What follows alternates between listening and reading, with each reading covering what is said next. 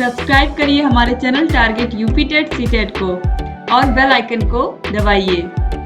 Hello दोस्तों, मैं आनंद स्वागत करता हूं आप सभी का आपके अपने चैनल और app target UP TET CTET में। दोस्तों, जो आज आपका पेपर हुआ है 7 जुलाई 2023 को, उसका पूरा हल मैं यहां पर लेकर के आया हूं आपके लिए। और कल तक मैंने आपके मॉडल पेपर आपको दिए थे, मॉडल पेपर, और 6 मॉडल पेपर मैंने आपको कराया था। वह 6 मॉडल पेपर जो करके गया होगा उसको पूरा पेपर मिला होगा। यहाँ पे आप 6 मॉडल पेपर अगर देख के गए हैं तो आपको बहुत बहुत बधाई। आपका पेपर पूरा का पूरा 6 मॉडल पेपर से आया है। वही प्रश्न आए हैं, थोड़ा बहुत नंबर्स का अंतर है, ठीक है। तो 6 मॉडल पेपर अगर आप करके गए थे तो बहुत अच्छा स्कोर आपका आ रहा होगा, मुझे पूरा पता है। अब पूरा मिलाने के बाद आप लोग स्कोर कमेंट करके जरूर बताइएगा कि आपका कितना स्कोर आ रहा है और कहाँ से आपने पढ़ाई की थी, ठीक है। तो चलिए स्टार्ट करते हैं। देखिए, बहुविकल्पीय प्रश्नों में पहला प्रश्न है का गुणनखंड कीजिए। यहाँ पे एक बीजीय व्यंजक दिया गया है और इसका गुणनखंड आपको करना है। तो पहले दो पदों को आप देखेंगे तो एक्स स्क्वायर कॉमन मिल जाएगा, तो यहाँ बच जाएगा एक्स क्यूब की जगह एक्स और 2x स्क्वायर की जगह 2। फिर प्लस 5 कॉमन ले लेंगे तो 5x की जगह बचेगा x और 10 की जगह प्लस 2। अब देखिए x प्लस 2 दोनों जगह है, तो ये x प्लस 2 कॉमन मिल जाएगा और दूसरे ब्रैकेट में क्या बचेगा एक्स स्क्वायर प्लस 5। यानी कि ये क्या हो गया x square plus 5 into x plus 2। जो दूसरा ऑप्शन यहाँ पे दिया गया है यह बिल्कुल सही दिया गया है। एक ब्रैकेट में एक्स स्क्वायर प्लस 5 और दूसरे ब्रैकेट में एक्स प्लस 2। इसके बाद देखिए दूसरा क्वेश्चन, लॉग पे बिल्कुल सेम क्वेश्चन मैंने कराया था, बस नंबर सेम नहीं थे। देखिए, लॉग 3 के घाते है x धन 2 और बेस है a और इधर बराबर के इधर है log 243। तो इसको लिखा जा सकता है 3 के घाते 5। देखिए 3 त्रिका 9, 9 त्रिक 27, 27 त्रिक 81 और 81 त्रिक होता है 243, ठीक है। तो यहाँ से 3 के घाते 5 हमने लिख दिया। अब इसके बाद यहाँ पे बेस a है तो दोनों तरफ से log हम हटा सकते हैं और इसको लिख सकते हैं 3 के घाते x धन 2 बराबर 3 के घाते 5। अब देखिए आधार समान है, बीच में बराबर का चिन्ह है, तो जो घाते होंगी वो भी समान होंगी। तो x धन 2 बराबर 5 हो जाएगा यहाँ से, और x का मान कितना आएगा, धन 2 को इधर भेजेंगे 5 में से घट जाएगा 3 आ जाएगा। x का जो मान आ जाएगा वह यहाँ से 3 आ जाएगा। जो पहला ऑप्शन दिया गया है 3 ही है, बिल्कुल सही हो जाएगा। इसके बाद देखिए, एक कमरे के फर्श का क्षेत्रफल 48 वर्ग मीटर है, उसकी ऊंचाई 5 मीटर है, तो कमरे का आयतन होगा। अब देखिए कोई भी रूम है, इसका वॉल्यूम निकालना है, ठीक है। तो ये क्या होता है, लंबाई गुणे चौड़ाई गुणे ऊंचाई, क्योंकि जो रूम होता है वह घनाभ के एक क्यूबॉइड की तरह होता है, ठीक। तो अब देखिए लंबाई गुणे चौड़ाई से क्या आता है, लंबाई गुणे चौड़ाई से क्षेत्रफल आता है जो कि दिया गया है 48 और ऊंचाई दिया गया है 5, ठीक है। तो वैल्यूज रख दीजिए, क्या आ जाएगा 240। तो ऐसे ही हमने निकाल लिया 240 मीटर क्यूब जो हो जाएगा वह क्या हो जाएगा, वह इसका कमरे का आयतन हो जाएगा। लंबाई गुणा चौड़ाई की वैल्यू हमको दी गई थी, हमको क्षेत्रफल दिया गया था, लंबाई गुणा चौड़ाई हमने रख दिया 48 और ऊंचाई 5 दिया गया है, तो वैल्यू कितनी आ जाएगी 240 मीटर क्यूब, जो कि यहाँ किस ऑप्शन में दिया गया है, ऑप्शन 3 में। अब इसके बाद देखिए प्रश्न संख्या 4 है, करणी की घात 6 है और करणी में लिखा गया है 2/5 का घातांकीय रूप है। अब घातांकीय रूप में बदलने के लिए करणी को किस तरीके से लिखा जाता है, जो अंदर है उसको ज्यों का त्यों लिखेंगे और इसको घात के रूप में लिख देते हैं करणी को हम। करणी की जो घात होती है उसको 1 के बटे के रूप में घात में लिखा जाता है, यानी कि 1/6 लिखा जाएगा, जो कि यहाँ ऑप्शन में देखेंगे तो ऑप्शन 1 में ही दिया गया है 2/5 के घाते 1/6, ठीक है। ये इसका घातांकीय रूप हो जाएगा। इसके बाद देखिए प्रश्न संख्या 5 थोड़ा सा इंटरेस्टिंग क्वेश्चन था और यह पिछले ही मॉडल पेपर 6 में ही ऐसा क्वेश्चन मैंने आपको कराया था। अब यहाँ पे देखिए a-b वाले भी क्वेश्चन मैंने कराए हैं और किस तरीके से इस रिप्रेजेंटेशन को हम सेट के फॉर्म में लिखते हैं ये कल ही मैंने आपको बताया था। तो चलिए देखते हैं इसको किस प्रकार से सेट के फॉर्म में लिखा जाएगा। सबसे पहले हम लोग सेट लिख लेते हैं ए। देखिए ए सेट यहाँ पे एक दिया गया है और एक सेट बी दिया गया है, तो हमसे बी माइनस ए पूछ रहा है। अब हमको पहले पता होना चाहिए कि ए सेट किस तरीके से लिखा जाएगा। देखिए ए सेट बोल रहा है कि x इसका एलिमेंट है और x ऐसा है कि x एक विषम संख्या है और जो x है वह 3 से बड़ा और 3 के बराबर है। यानी कि x के बारे में हमें दो चीज पता चल गई कि x इज ग्रेटर देन और इक्वल टू 3। x 3 से बड़ा है या 3 से बराबर है और विषम संख्या है। तो 3 से बड़ा और 3 से बराबर x को लिखना चाहेंगे तो 3 लिखेंगे और उसके बाद 3 के बाद कौन सी विषम संख्या आती है? 4 सम होता है, 5 विषम होता है, तो 3 के बाद विषम संख्या 5 आ जाएगा। फिर 6 विषम संख्या नहीं होती, 7, फिर उसके बाद 9, 11 और इसी तरीके से ये चलता रहेगा क्योंकि x जो है वह बड़ा है 3 से और बराबर है और विषम संख्या है। तो बड़ी संख्याओं में इसी तरीके से 11, 13, 15, 17 ये सब आते रहेंगे। ठीक, तो इस तरीके से हमने यहाँ पे बिंदी लगा के क्लोज कर देंगे और हमको बी जो सेट दिया गया है वह कितना दिया गया है? 2, 3, 5, 6, 7 और 8 ये हमको b दिया गया है और b माइनस ए पूछ रहा है। अब b माइनस ए का मतलब क्या होता है? b में से हमको ऐसे पद निकाल देने हैं जो a में उपस्थित हैं। तो अब देखिए b के पदों को देखिए, b में से ही घटेगा, b में से ही घट रहा है कुछ। यहाँ b माइनस ए देख के आपको क्या पता चल रहा है? b में से कुछ घट रहा है, तो b में से जब घटाएंगे तो क्या घटेगा? जो a में b के अवयव हैं। ठीक है, तो देखिए 2, क्या 2 a में है? नहीं है, तो 2 नहीं घटेगा, 2 को जो को त्यों लिखा जाएगा। 3 देखिए क्या a में है? हाँ है, तो a 3 जो है वह घट जाएगा और इसी तरीके से 5 भी घट जाएगा और 6 a में नहीं है तो नहीं घटेगा और 7 भी घट जाएगा, 8 नहीं घटेगा। तो बच क्या जाएगा? 2, 6 और 8 जो कि ऑप्शन 4 में दिया गया है। ठीक है, अब 8 के बाद खत्म है b के अवयव, तो यहीं पे हम क्लोज कर देंगे। ठीक है, तो समझ गए होंगे आप b माइनस ए की वैल्यू जो आ जाएगी 2, 6 और 8 आ जाएगी। इस तरीके से ये पांचों बहुविकल्पी प्रश्न बिल्कुल सही सही यहाँ पे मैंने बता दिए हैं आपके, देख लीजिए कितने सही हैं। अब इसके बाद आगे हम बढ़ेंगे अति लघुत्तरीय प्रश्नों में। प्रश्न संख्या 6 है। देखिए बताया गया कि 5 और 15 और x और 105 जो है वह समानुपात में है। तो समानुपात में है तो इस तरीके से हम लिख सकते हैं, और समानुपात में है तो जो बाह्य पदों का गुणा होगा वह अंतः पदों की गुणा के बराबर होगा। यानी कि यहाँ से लिख सकते हैं 15 गुणे x बराबर 5 गुणे 105, या यहीं से लिखा जा सकता है x बराबर 5 गुणे 105 बटे 15। 5 से 15 को काटेंगे 3 बार में कट जाएगा और 3 से काटेंगे 105 को तो 3 और 5 35 बार में कट जाएगा। यानी कि वैल्यू यहाँ पे x की वैल्यू कितनी आ जाएगी? 35 आ जाएगी। अब इसके बाद हम लोग देखेंगे अगला प्रश्न, प्रश्न संख्या 7 है। चेक कितने प्रकार के होते हैं? तो चेक देखिए मुख्यतः 3 प्रकार के होते हैं। मुख्यतः चेक जो होते हैं 3 प्रकार के होते हैं, यह मैंने आपको बताया है। वाहक चेक या धारक चेक, पहला जो होता है हमारा वह होता है वाहक या धारक चेक या बियरर चेक जिसे बोलते हैं। तो वाहक, धारक या बियरर कह लीजिए, ये पहला प्रकार हो गया। दूसरा जो होता है वह आदेशित चेक होता है, आदेशित चेक होता है। और तीसरा जो होता है वह आपको पता है रेखांकित, जिसपे कोने पे लाइन खींच देते हैं, या जिसे क्रॉस चेक भी कहते हैं, रेखांकित या क्रॉस चेक भी बोलते हैं। तो इस तरीके से ये 3 प्रकार होते हैं, वाहक, धारक या बियरर, आदेशित, रेखांकित या क्रॉस चेक। इसके बाद देखिए प्रश्न संख्या 8 है।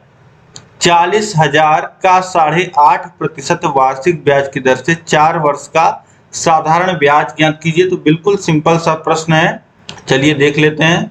देखिए मूलधन कितना दिया गया है? 40,000 रुपए मूलधन दिया गया है और दर कितना दिया गया है? 8.5% का दर दिया गया है। और क्या कहा जा रहा है? कितने समय में? 4 वर्ष में साधारण ब्याज बताना है। तो समय कितना हो गया? 4 वर्ष का। और सिंपल इंटरेस्ट का जो फॉर्मूला होता है साधारण ब्याज का वह होता है PRT/100। यहीं से वैल्यूज रख दीजिए। सिंपल इंटरेस्ट क्या हो जाएगा?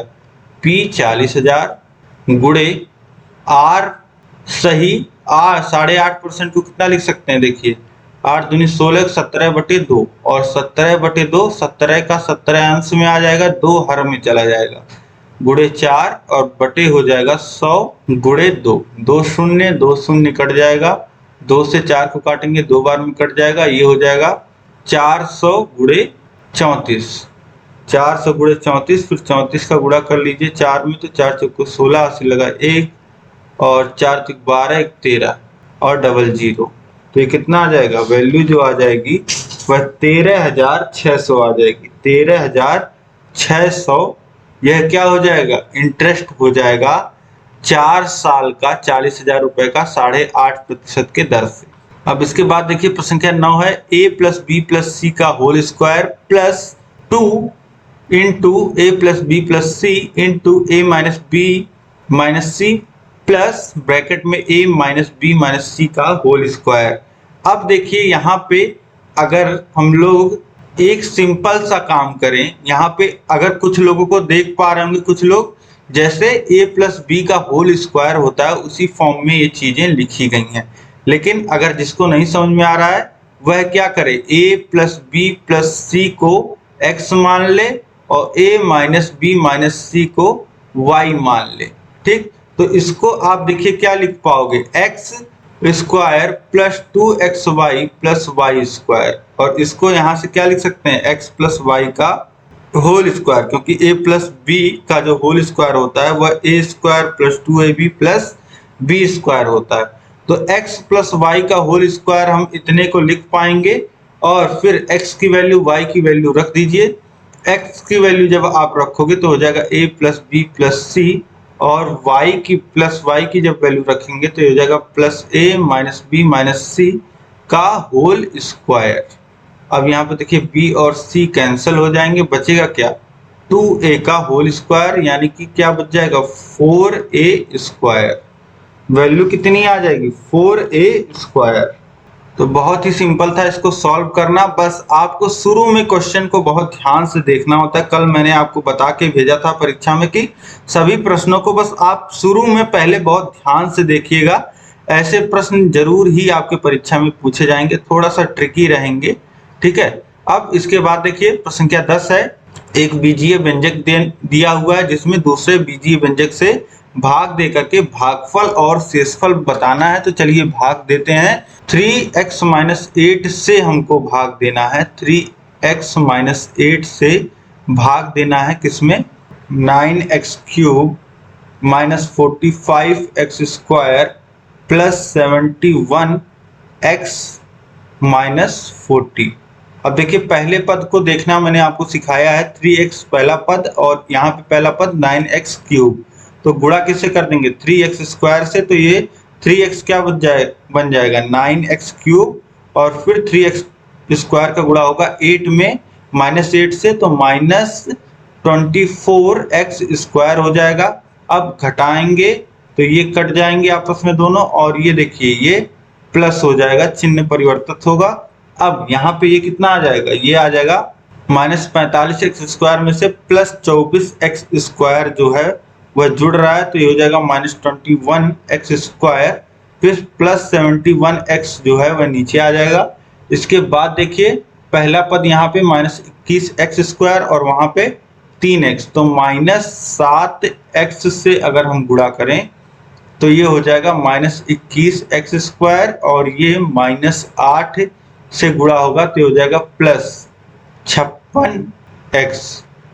अब इसके बाद देखिए घटाएंगे तो ये प्लस और ये माइनस, तो ये दोनों आपस में कैंसिल हो जाएंगे, और ये 71x में से 56x घटेगा तो बचेगा कितना, 15x बच गया और माइनस 40 उतर जाएगा। अब इसके बाद देखिए 3 को हमको बनाना है 15, 3x को 15x बनाना है तो 5 से गुणा कर दीजिए, तो ये हो जाएगा 3x 15x और माइनस 8 का गुणा होगा प्लस 5 में तो माइनस 40। अब ये देखिए माइनस ये प्लस, तो दोनों ही यहाँ पे कैंसिल हो जाएंगे, देखिए माइनस 15x और ये प्लस 40।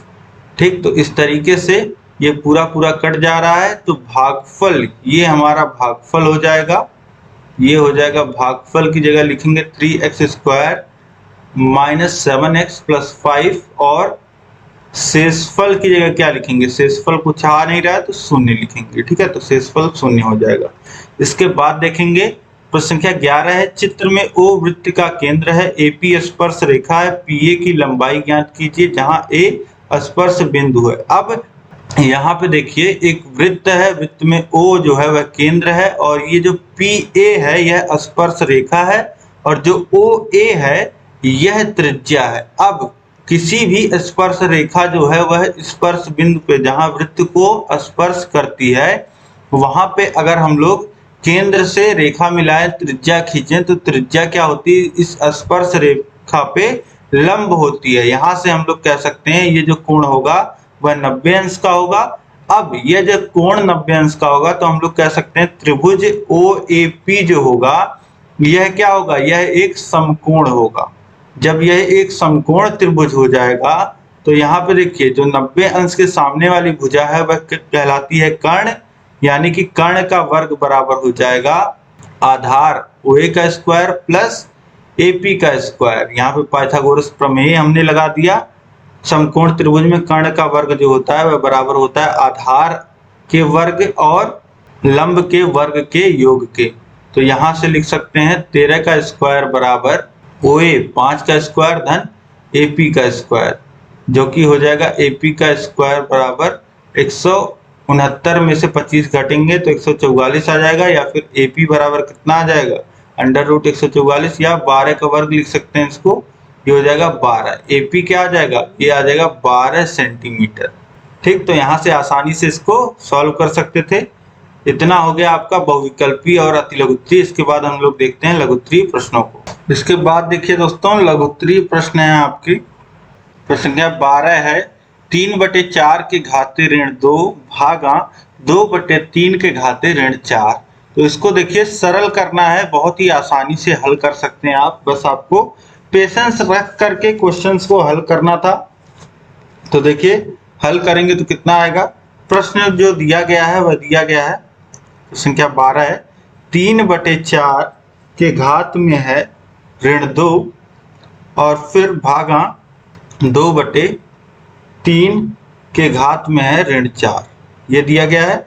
अब जब भाग का चिन्ह है, यहाँ बीच में जब भाग का चिन्ह है तो भाग के चिन्ह को कैसे लिखते हैं हम लोग, पहले बटे के रूप में लिख लेते हैं। तो बटे के रूप में लिख लीजिए, तो इसको लिख लीजिए 3/4 के घाते ऋण 2 और इसमें भाग हो रहा है 2/3 के घात में ऋण 4। अब देखिए कहीं पे बटे में जो होता है वह a की पावर अगर n है तो वह अंश में आकर के गुणे के रूप में a की पावर -n हो जाता है। अब यहाँ पे ये हो जाएगा 3/4 के घाते ऋण 2 गुणे 2 के घाते 3 के घाते ऋण 4 का फिर ऋण में गुणा होगा तो वो धन 4 हो जाएगा, यानी कि ये घात जो होगी वह पॉजिटिव हो जाएगी। फिर इसके बाद इसको आगे सॉल्व करेंगे तो ये देखिए कहीं भी ऋणात्मक में अगर लिखा हो, कहीं पे अगर a के पावर -n लिखा हो तो उसको लिखा जा सकता है 1 के बटे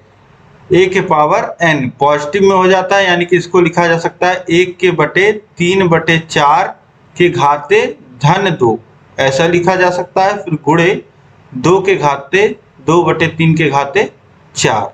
ठीक, इसके आगे इसको लिखेंगे तो इसको लिखा जा सकता है 4/3 के घाते 2 गुणे 2/3 के घाते 4, इतना लिखा जा सकता है। अब इसको सॉल्व कर लीजिए, बस आपको उत्तर मिल जाएगा। ये हो जाएगा 16 और बटे में 9 गुणे 16 और बटे में आ जाएगा 3 त्रिका 9, 9 त्रिक 27, 27 त्रिक, अब गुणा कर लीजिए 16 गुणे 16 256 हो जाएगा और 9 का गुणा करेंगे तो 9 और 8 9 72 729, तो ये आ जाएगा 256/729, ये सरलतम रूप आ जाएगा। इसके बाद देखिए प्रश्न संख्या 13 है, 50 आदमी एक काम को 40 दिन में कर सकते हैं, बताइए 30 आदमी कितने दिन बाद हटा दिए जाएं कि शेष काम 75 दिन में समाप्त हो जाए। अब सबसे पहले एक जानकारी दी गई है कि एक काम है जिसको 50 आदमी मिल करके 40 दिन में कर सकते हैं। तो बताइए 30 आदमी कितने दिन बाद हटा दिए जाएं कि जो शेष बचा हुआ काम है, शेष काम, इस पे विशेष ध्यान दीजिएगा, जो बचा हुआ काम है उसको 75 दिन में पूरा कर लें। ठीक है, 30 आदमी को हटाने के बाद कितने आदमी बचेंगे? 20 आदमी 75 दिन में पूरा कर लें। तो अब इसको देखिए किस तरीके से सॉल्व करना है, यह मैं आपको बता दूं यहाँ पे। तो देखिए, तो पूछ रहा है कि कितने दिन बाद 30 आदमियों को हटा दिया जाए। तो हम सबसे पहले मान लेते हैं कि 30 आदमी को, माना 30 आदमी को x दिन बाद हटा दिया जाएगा, ऐसा। ठीक है, अब देखिए जब 30 आदमी को x दिन बाद हटा दिया जाएगा तो 50 आदमी शेष काम को कितने दिन में कर रहे होंगे? 40 माइनस एक्स। अगर देखिए 30 आदमी को x दिन बाद हटाया जा रहा है, ठीक है, और तो फिर x दिन बाद कितने दिन बचे रहे होंगे? ठीक है, उसी काम को अब सोचिए, जो शेष काम बच रहा है उसको 50 आदमी कितने दिनों में कर रहे होते? 40 माइनस एक्स दिनों में करेंगे, दिनों में कर रहे होते, ऐसा लिखिए। ठीक है, जिससे ज्यादा क्लियर होंगी चीजें। देखिए 50 आदमी अगर इसी के जगह होते तो 50 आदमी जो है वह शेष काम को 40 माइनस एक्स दिनों में कर रहे होते, क्योंकि हमें पहले पता था कि 50 आदमी जो है वह एक काम को 40 दिन में कर ले रहे थे। अब बोला जा रहा है कि कितने दिनों बाद हटा दिया जाए, कि 30 आदमी को कितने दिनों बाद हटा दिया जाए कि वह काम 75 दिन बाद पूरा हो। ठीक, तो अब यहीं पे हम लोग लिखते हैं, एक तरफ लिख लेते हैं आदमियों की संख्या जो है और दूसरी तरफ लिख लेते हैं दिनों की संख्या। तो सबसे पहले अब हमको पता है कि 50 आदमी अगर होते तो जो शेष काम बचा है वह उस काम को कितने दिन में कर लेते? 40 माइनस एक्स दिन में कर लेते। सबसे पहली बात तो हमें शेष काम को करने की बात हो रही है, तो इसी शेष काम को ध्यान में रखते हुए हम यहाँ पे लिख रहे हैं कि 50 आदमी अगर होते तो 40 माइनस एक्स दिन में कर लेते। जैसा कि हमें पता है कि 50 आदमी कंटिन्यू उस काम को करते आ रहे हैं और 40 दिन में पूरा कर लेंगे। अब x दिन बाद ऐसा हो रहा है कि 30 आदमियों को हटा दिया जा रहा है, 30 आदमियों को हटा दिया जा रहा है, तो आदमी कितने बचेंगे? 20 आदमी बचेंगे 50 में से, और ये बोला जा रहा है कि 75 दिन में काम पूरा होगा। ठीक है, ये हो गया। अब यहीं से हमें x की वैल्यू निकालनी है। तो देखिए आदमियों की संख्या जो है वह घट रही है और यहाँ पे तो दिनों की संख्या जो है वह बढ़ती है, तो इसलिए यहाँ पे यहाँ पर प्रतिलोम अनुपात होगा, तो इसलिए एक तीर जो है वह ऊपर की तरफ लग जाएगा। अब इसको हम लोग किस तरीके से लिख सकते हैं? 50/20 बराबर, अब तीर को देखिए 75 से 40 माइनस एक्स की तरफ जा रहा है, तो पहले हम लोग कितना लिखेंगे? 75, फिर बाद में लिखेंगे 40 माइनस एक्स बटे में। अब यहां से तिर्यक गुणा कर लीजिए, तिर्यक गुणा करेंगे तो वैल्यू कितनी आ जाएगी? 50 गुणे 40 माइनस एक्स बराबर हो जाएगा 75 गुणे 20 के। 50 का गुणा कर लीजिए तो ये हो जाएगा 5 चौक 20 और 2 जीरो और फिर माइनस 50x हो जाएगा, ये बराबर हो जाएगा 75 दूनी 150 और एक शून्य और। अब देखिए 50x को उधर भेज दीजिए और ये 2000 में से 1500 को घटा लीजिए, बराबर हो जाएगा धन 50x के, और 50x बराबर हो जाएगा 500 के। 50x बराबर हो जाएगा 500 के और x बराबर हो जाएगा 10 के। ठीक है, तो x की वैल्यू जो आ गई वह 10 दिन आ गई। अगर 10 दिन बाद 30 आदमियों को हटा दिया जाए तो 20 आदमी उसी काम को 75 दिन में करेंगे। तो बस शेष काम को आपको ध्यान में रखना था, तो आप सारा सॉल्व कर लेते। अब इसके बाद देखिए प्रश्न संख्या 14 है, निम्न आंकड़ों की माध्यिका एवं बहुलक ज्ञात कीजिए। देखिए ऐसा प्रश्न जो संचयी बारंबारता का और बहुलक का मैंने बहुत सारे कराए हैं आपके मॉडल पेपर में, और इससे पहले आदमियों और काम को लेकर के भी बहुत सारे प्रश्न कराए हैं। तो देखिए यहाँ पे माध्यिका ज्ञात करने के लिए आपको एक सारणी और बनानी पड़ेगी, एक आपको संचयी बारंबारता का बनाना पड़ेगा, ठीक है, जिससे आसानी से आप कर लोगे। अब उस सारणी को चलिए बनाते हैं। देखिए आयु दिया गया है यहाँ पे और विद्यार्थी दिए गए हैं और इनकी संचयी बारंबारता हम लोग लिख लेंगे, ठीक है। यहाँ पे आयु और विद्यार्थी, आयु कितनी दी गई है 11 वर्ष, 12 वर्ष, 13 वर्ष, 14 वर्ष, 15 वर्ष और 16 वर्ष। और विद्यार्थी कितने कितने दिए गए हैं 4, 3, 5, फिर 3, फिर 4, फिर 4, फिर 3, ठीक है। ये विद्यार्थी। अब संचयी बारंबारता निकालेंगे तो ये हो जाएगा 4, फिर 4 में 3 जुड़ेगा, ये हो जाएगा 7, फिर 7 में 5 जुड़ेगा, ये हो जाएगा 12, फिर 12 में 4 जुड़ेगा, ये हो जाएगा 16, 16 में 4 जुड़ेगा तो ये हो जाएगा 20 और 20 में 3 जुड़ेगा 23, ठीक है। तो संचयी बारंबारता 23 आ गई। अब बारंबारता को भी जोड़ेंगे तो 23 आ जाएगा। और n की वैल्यू यहाँ पे 23 क्या है, 23 एक विषम संख्या है। तो यहाँ पे माध्यिका का जो फॉर्मूला लगेगा, माध्यिका का फॉर्मूला जो लगेगा वह लगेगा n+1/2 वें पद का मान, यानी कि 23 धन 1 बटे 2वें पद का मान, यानी कि ये कितना हो जाएगा, ये हो जाएगा 12वें पद का मान। 12वें पद का मान क्या है, 12वें पद का मान यहाँ पे देखिए 4 पद आए हुए हैं, यहाँ पे 7 पद आए हैं और यहाँ तक 12 पद आए हुए हैं। और जो 7 पद के बाद 8वां, 9वां, 10वां, 11वां और 12वां, ये जो 5 पद हैं, वह 13 के आए हुए हैं।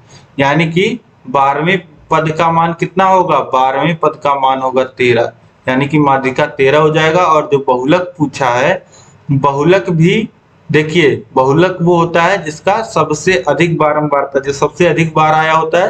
तो सबसे अधिक बारंबारता यहाँ पे है 5 और यह किसकी बारंबारता है 13 की, यानी कि बहुलक क्या हो जाएगा 13। तो यहाँ पे माध्यिका भी 13 होगी, माध्यिका भी जो क्या होगी 13 होगी और बहुलक भी क्या होगा, बहुलक भी जो होगा वह भी 13 होगा, ठीक है। तो इस तरीके से इसको सॉल्व कर लेंगे। इसके बाद देखेंगे अगला प्रश्न संख्या 15 है। यदि एक क्रेता को एक शेयर का अंकित मूल्य 10 और बाजार मूल्य 50 रुपए प्रति शेयर बताया गया है, तो एक क्रेता को 200 शेयरों के लिए क्या मूल्य देना पड़ेगा, शेयरधारी को क्या लाभ होगा, जबकि उसने शेयर अंकित मूल्य पे खरीदा था। अब देखिए यहाँ पे दो बातें हैं। एक व्यक्ति ने पहले शेयर खरीदा था अंकित मूल्य पे, जब शेयर का अंकित मूल्य जो था वह 10 रुपए था और उसी अंकित मूल्य पे ही उसने खरीदा था। अब क्या हो रहा है कि अब कुछ समय बाद, सालों बाद एक व्यक्ति आता है, वह उसी शेयर को खरीदना चाहता है और फिर उस शेयर का अब जो बाजार मूल्य हो गया है वह 50 रुपए हो गया है और वह व्यक्ति 200 शेयर खरीदना चाह रहा है, ठीक है। तो बोल रहा है कि यह जो क्रेता है, यह जो अब खरीदना चाह रहा है क्रेता जो है, इसको कितने रुपए, कितना मूल्य देना पड़ेगा यह बताना है। और जो पहले से शेयरधारी है, जिसके पास शेयर है, उसको क्या लाभ होगा यह पूछ रहा है। तो चलिए इसको आसानी से, बहुत ही आसान सवाल है, बहुत ही आसानी से इसको आप सॉल्व कर सकते हैं। तो देखिए क्रेता के लिए एक शेयर का जो मूल्य होगा, एक शेयर का जो मूल्य पड़ेगा उसे, वह अंकित मूल्य के बराबर पड़ेगा। वह अंकित मूल्य नहीं, वह उसके बाजार मूल्य के बराबर पड़ेगा। बाजार मूल्य के बराबर पड़ेगा, यानी कि बाजार मूल्य है 50 रुपए। तो अब 200 शेयर के लिए क्रेता को कितना मूल्य देना होगा, ये बराबर हो जाएगा 200 गुणे एक शेयर का दाम क्रेता के लिए, यानी कि 50। तो ये कितना हो जाएगा, 2 25 10 और 3 शून्य और, यानी कि 10,000 रुपए जो है वह क्रेता को देना पड़ेगा 200 शेयर खरीदने के लिए। और देखिए शेयरधारी को लाभ क्या होगा, शेयरधारी को लाभ की बात की जाए तो ये बराबर होगा 200 गुणे 1 शेयर पे लाभ। अब 1 शेयर पे अगर लाभ देखा जाए, 1 शेयर पर लाभ, तो उसने कितने में खरीदा था और कितने में बेच रहा है, तो विक्रय मूल्य माइनस क्रय मूल्य, यही तो होता है लाभ। तो वह बेच रहा है, 1 शेयर बेच रहा है 50 रुपए का, खरीदा था 10 रुपए का अंकित मूल्य पे, यानी कि 1 शेयर पे उसको 40 रुपए मिल रहे हैं, तो 200 शेयर पे कितने मिलेंगे, 200 गुणे 40, यानी कि उसको कितने का लाभ हुआ, 8,000 रुपए का लाभ हुआ है शेयरधारी को। तो यही दोनों चीजें पूछा था, कितना मूल्य देना पड़ेगा और शेयरधारी को क्या लाभ होगा।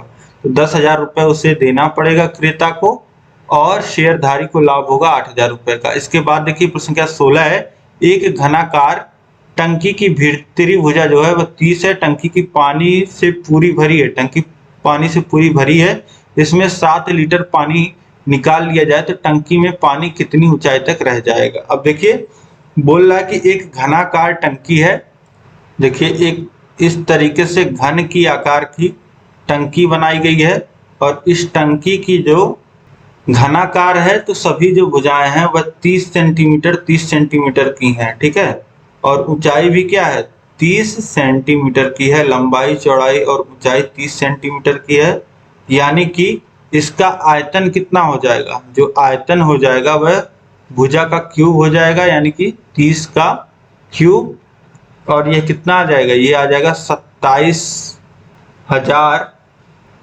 घन सेंटीमीटर।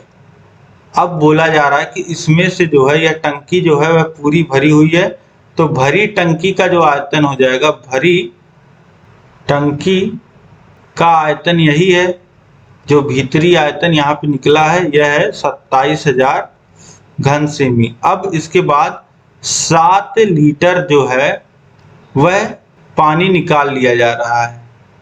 निकालने के बाद तो 7 लीटर बराबर होता है, 7 लीटर बराबर होता है 7 गुणे 1 लीटर में होता है 1000 घन सेमी, तो यानी कि 7,000 घन सेमी जो हो जाएगा वह पानी निकल जाएगा, यानी कि शेष पानी का आयतन यहाँ पे हम लोग लिख सकते हैं, शेष पानी का आयतन बराबर हो जाएगा 27,000 में से 7,000 निकाल लिया गया है, यानी कि बचा कितना है 20,000 घन सेमी, इतना पानी बचा हुआ है।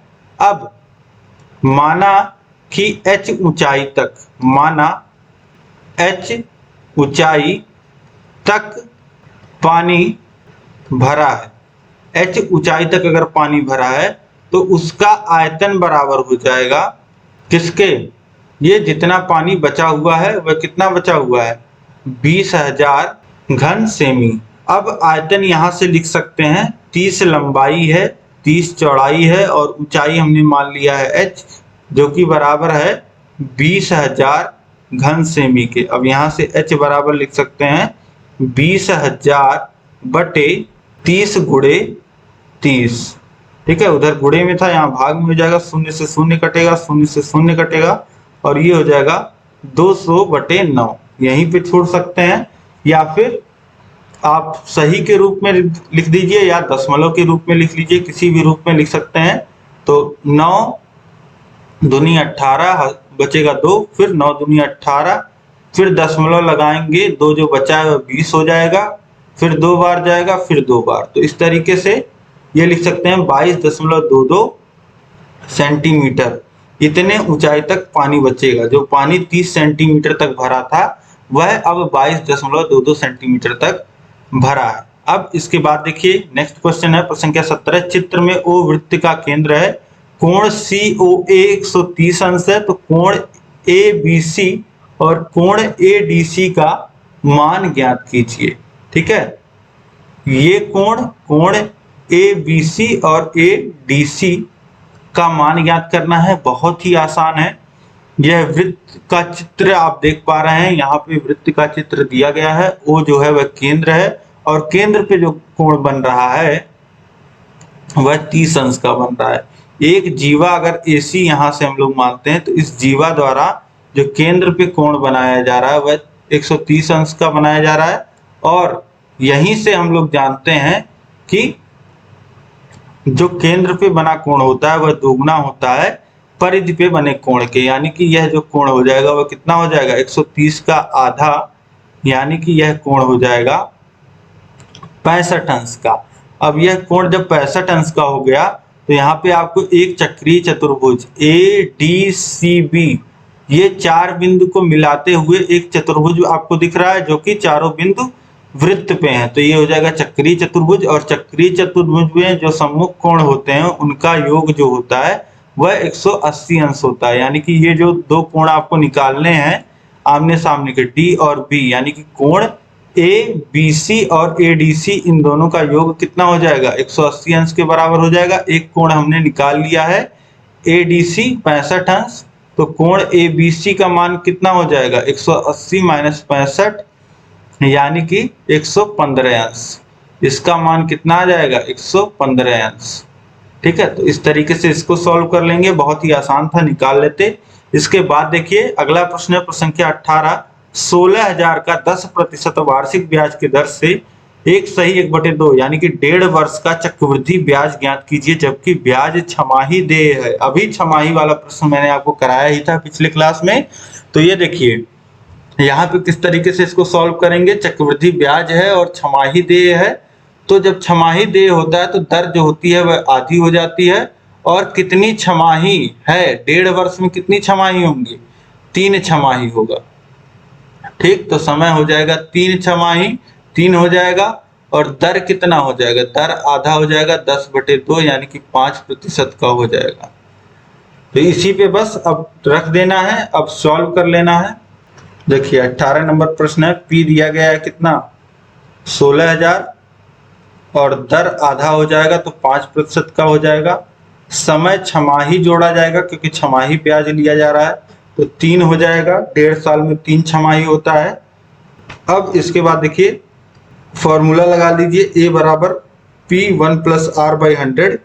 हमको ब्याज निकालना है, अभी हम लोग क्या निकालना है, अभी हम लोग मिश्र धन निकाल ले रहे हैं, ब्याज हम लोग निकाल लेंगे, मूलधन घटा देंगे। तो ये देखिए 16,000। अब इसके बाद देखिए ये कितना हो जाएगा, 1 + 5/100 टू द पावर 3। अब ये हो जाएगा 16,000 गुणे 5 से 100 को काट देंगे, 20 हर बराबर करेंगे 20 हो जाएगा, ऊपर 20 धन 1 यानी कि 21 के घात में 3 हो जाएगा। अब इसको सॉल्व करेंगे तो ये आ जाएगा 16,000 गुणे 21/20 गुणे 21/20, 21 के घाते 3 है यानी कि 21/20 का 3 बार गुणा, 0 0 0 3 0, यहाँ के 3 0 से कट जाएगा। देखिए 2 दूनी 4 दूनी 8 होता है और 8 दूनी 16 होता है, 2 बार में कट जाएगा। अब इसके बाद देखिए 2 का गुणा 21 में हो जाएगा, तो ये कितना हो जाएगा, ये हो जाएगा 42 और यहाँ पे 21 गुणे 21। अब पूरा आप गुणा कर लोगे तो ये आ जाएगा 18,522, इतना आ जाएगा।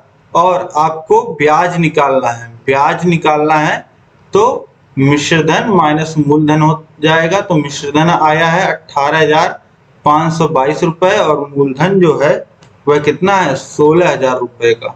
तो ये आ जाएगा 2,522 रुपए, ये आपका ब्याज आ जाएगा। तो यहाँ से बहुत ही आसानी से आपने निकाल लिया ब्याज। ठीक है, तो इस तरीके से पूरा पेपर दोस्तों आपने हल कर लिया। उम्मीद है कि पूरा पेपर आपका कितना स्कोर आया है यह आप जरूर कमेंट करके बताइए। उम्मीद है पूरा पेपर आपका बहुत अच्छा हुआ होगा। अधिक से अधिक शेयर कर दीजिएगा अपने दोस्तों में ताकि सभी को करेक्ट सोल्यूशन पता चल जाए। पूरा एक एक क्वेश्चन मैंने सही यहाँ पे सॉल्व करा दिया है। जहाँ कहीं भी कोई भी दिक्कत हो, आपका पेपर कैसा गया कमेंट करके बताइएगा, कितना स्कोर हुआ, कहाँ से आपने पढ़ा था, सारी चीजें शेयर करिएगा ताकि मुझे भी फीडबैक मिल पाए। कैसा आपका रहा पूरा 3rd सेमेस्टर का मैथ जरूर कमेंट करके बताइएगा। और इसी तरीके से सभी विषय सॉल्व करा दिए गए हैं, सभी विषयों का लिंक नीचे डिस्क्रिप्शन में मिल जाएगा। और अगर आप लोग शुरू से नहीं पढ़ते हैं, सेमेस्टर में केवल पढ़ते हैं, तो ये बहुत बड़ी गलती है।